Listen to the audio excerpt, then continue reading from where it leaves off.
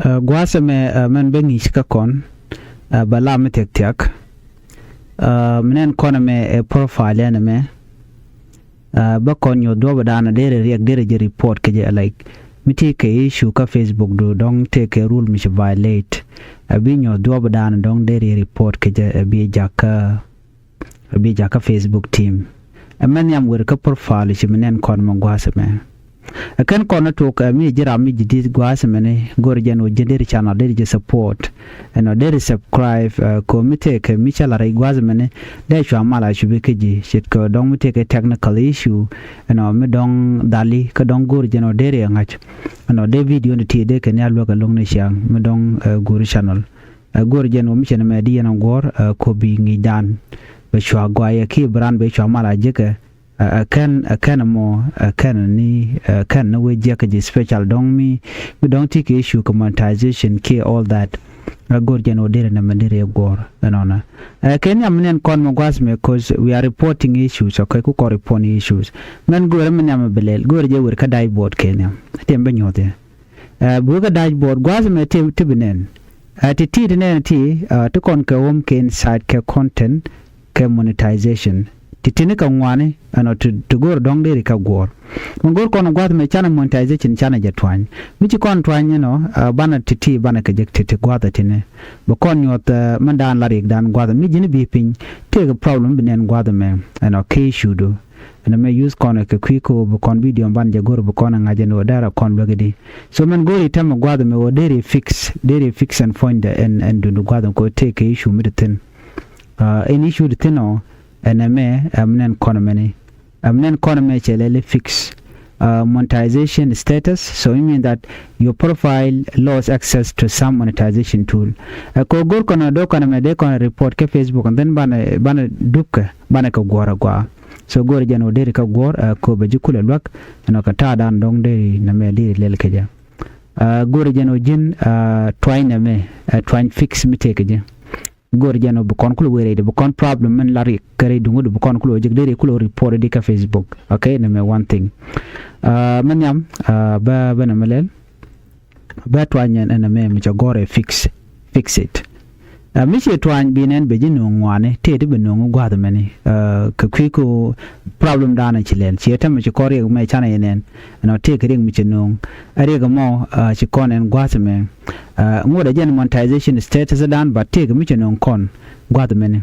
na me rek dan che kon jogono you can earn money from Star right now and your profile lost access to some tools so na many ade kono fanya ode kono turko gor bana ngaje no arega dien se kono lado mi charge dunan charge de monetize keje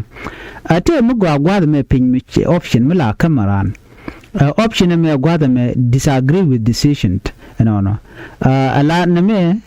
yos keje gwa dan mi gwe no men chale le Facebook she talk na bi ke jang message bi disagree kake okay na me disagreement ci jang ne ke report no ku disagree be system ka wi jogo no na me chala do shingu ci tok ne algo mini ko na me ja wona our technology detected that your profile is in a country where it can monetize on certain product cha kon jogo no ne ci technology ke de ko lar channel lar ne system dien use can AI artificial intelligence use can ajan la tidi ala ka detect oni be country dum dan titin be nyu de no ti woje dien miti win mo cha no ko Facebook be nung ne men kono men do no miti win gwa lo chi win mi dong look at Facebook so be report jen ko kon ben gwa me ka jamane so do brand report ki je jene okay be report ne miti gwa se me te mu go roblalet to no gwa da chi kon disagree gwa da me chi kon disagree chi kon betwan we are not going to do that so men bu kon lel jene bana we direct neme wojo okay tana we direct gwado me ka bu colonial okay meeting mo bala de shek la de yok but bana lo jog gwado me men gor kono jene twaina me la setting me twanya okay twanya turdu neme turdu be twante mi benungi jen gor kono twan turdu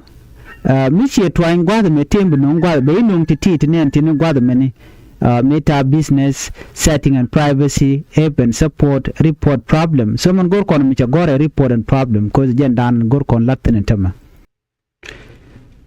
gore jen obi ben na me mi chalele report sorry gwad me to kon ke chogor gwaza menu yes report a problem and jen bokona twanyone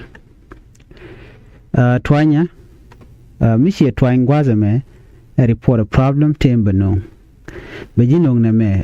tembe ping gwaza me chalele include me bi twany ko bejikuna nanga manan gor kona twanya include bename beje screenshot manana problem do bilela allow me can screenshot won't be allow tell right now jene choro lat gwaza me then gwaza me bi gor you know hello Facebook team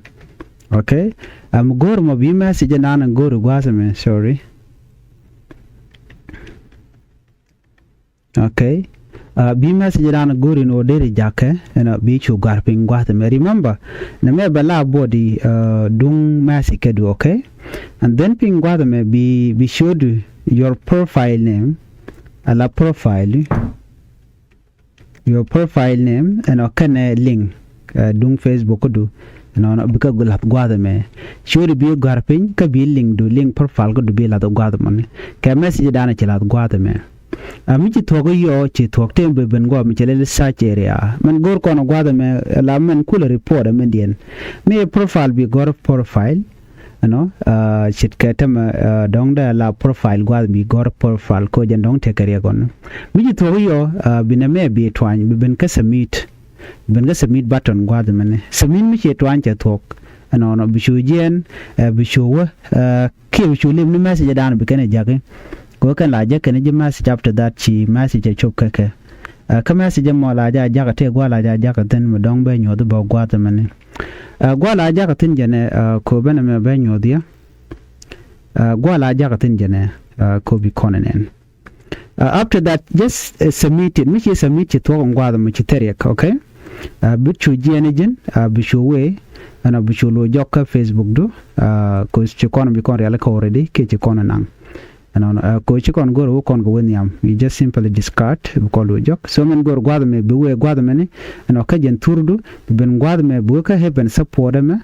man gor kon me chelele support inbox be nyot ten kon cha jaga ki mi te message mi jaga Facebook and then get to be chu jogan go samone na me one thing dairy report derija report ke jaga Facebook a very long ko dang de Facebook dar jima lojba go abana nyago je kamdo dien